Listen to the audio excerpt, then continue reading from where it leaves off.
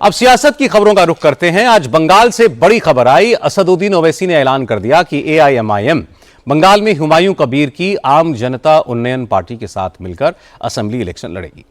तृणमूल कांग्रेस छोड़कर हुमायूं कबीर ने अपनी नई पार्टी बनाई है। वो पहले ही 182 सीटों पर कैंडिडेट उतारने का ऐलान कर चुके हैं। ओवैसी की पार्टी कितनी सीटों पर लड़ेगी, ये सीटें कौन कौन सी होंगी, इस पर फैसला 25 मार्च को हो सकता है। ओवैसी बंगाल जाने वाले हैं। कोलकाता में ही ओवैसी और हुमायूं कबीर सीटों के बंटवारे के फॉर्मूले का ऐलान करेंगे, लेकिन ममता बनर्जी पर ओवैसी ने हमले शुरू कर दिए। हैदराबाद में ओवैसी ने कहा कि ममता मुस्लिम विरोधी हैं। मुसलमानों का वोट लेकर ममता ने 15 साल तक राज किया, लेकिन मुसलमानों के लिए कोई काम नहीं किया। पिछले 15 साल से वहां पर 3 मरतबा के वजीर आला हैं मोहतरमा ममता बनर्जी साहिबा। आपको जानकर हैरत होगी और ताज्जुब होगा कि करीब 30% वहां पर मुस्लिम अक़लियत की आबादी है और 5 लाख के करीब बैकवर्ड क्लास के सर्टिफिकेट को कैंसिल कर दिया गया, जिसमें ज्यादातर मुसलमानों के बैकवर्ड क्लास सर्टिफिकेट है।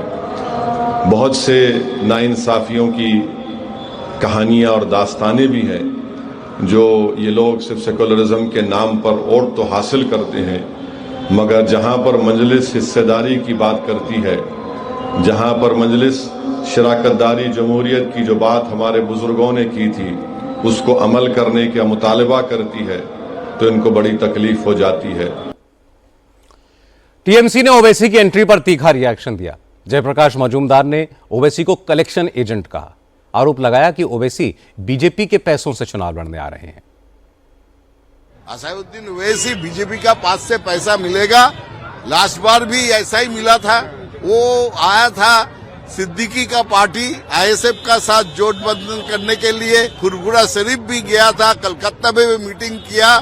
बीजेपी से कितना करोड़ रुपया लिया हम तो सामने नहीं बोलेंगे, लेकिन जानता हूं क्योंकि उस टाइम में मैं बीजेपी में था। पैसा लेके ऑन दैट इशू वो चला गया। इस बार भी ऐसा करेंगे। उन लोग का है, वो लड़ेगा हैदराबाद में। उसका जितना भी है हैदराबाद का छोटा जगह में, उसका बाहर में उनका पार्टी का कोई नाम निशाना नहीं है। लेकिन मुसलमान का नाम लेके, संख्यालघु का नाम लेके वो जगह जगह में घूम के वो कलेक्शन मास्टर है। ओवैसी और हुमायूं कबीर के साथ आने से तृणमूल कांग्रेस को मुसलमानों के वोट कटने की आशंका है। दूसरी तरफ बीजेपी को हिंदुओं के वोट की चिंता है, क्योंकि तृणमूल कांग्रेस के नेता घूम घूम कर यह दावा कर रहे हैं कि अगर बीजेपी सरकार में आ गई तो बंगाल में माछ भात खाने पर पाबंदी लगा देगी। इसलिए अब बीजेपी के कई उम्मीदवार मछली लेकर कैंपेन में घूम रहे हैं। विधाननगर से बीजेपी के कैंडिडेट डॉक्टर शरद मुखर्जी आज मछली लेकर इलेक्शन कैंपेन करने निकले। बीजेपी के कैंडिडेट ने सॉल्ट लेक के आईए मार्केट में कैंपेन किया। इस दौरान उनके समर्थक के हाथ में कातला मछली थी। शरद मुखर्जी ने कहा कि वो लोगों को ये बता रहे हैं कि तृणमूल कांग्रेस के झूठ पर भरोसा ना करें। अगर बीजेपी की सरकार बनी तो बंगाल में मछली चावल पहले की तरह चालू रहेगा, मांस की बिक्री बंद नहीं की जाएगी। अलग राज्य में अलग नियम होता है।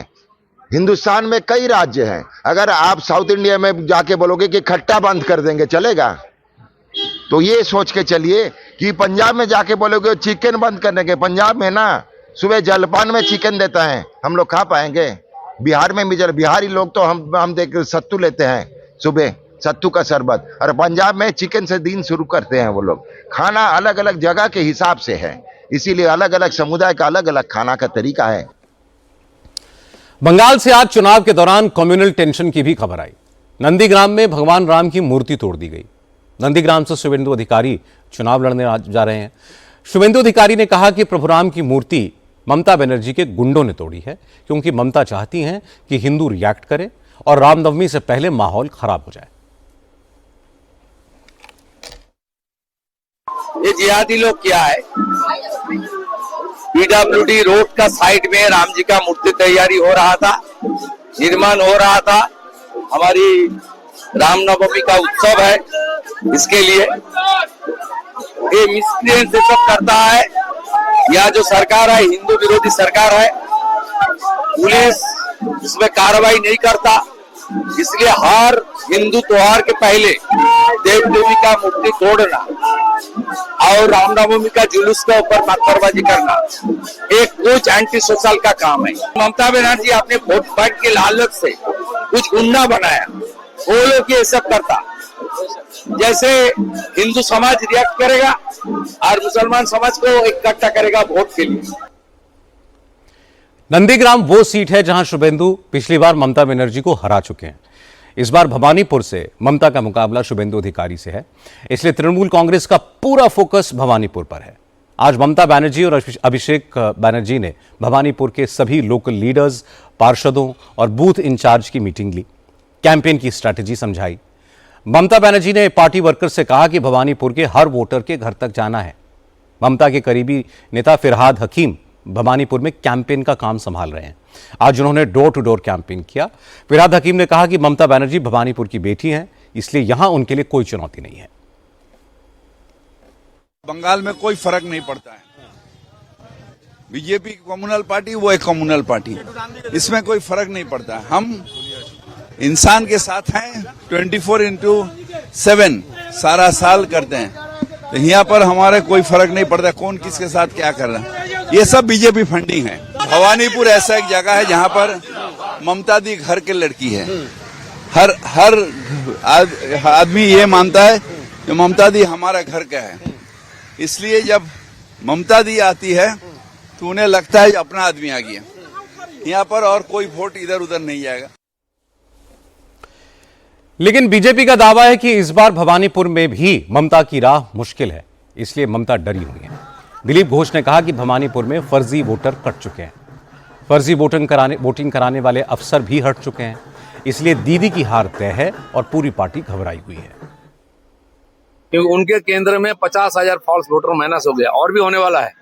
ये जो फॉल्स वोटर, फर्जी वोटर से वोटिंग करा के जीतते थे और काउंटिंग के समय हमारे लोगों को मार के निकाल देते थे, इससे जीतते थी, वो संभव नहीं, उनको मालूम हो गया, इसलिए भवानीपुर में पड़ी हुई है और आज उल्टा गा रही है। ये होने वाला है।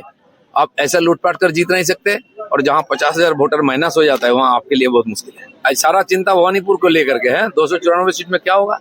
पिछले तो बोलती थी ममता बनर्जी कि 294 सीट में मैं कैंडिडेट हूँ, आज केवल भवानीपुर में कैंडिडेट है। सिचुएशन बहुत खराब है ममता जी के लिए। बंगाल में इस बार मुकाबला तो कड़ा होगा, लेकिन ममता बनर्जी को हराना उतना भी आसान नहीं है जितना बीजेपी के नेता दावा करते हैं। ममता जमीन से जुड़ी नेता है, फाइटर है, लोकप्रिय है। बंगाल में उनकी मास अपील है, इसलिए बंगाल का चुनाव इंटरेस्टिंग होगा।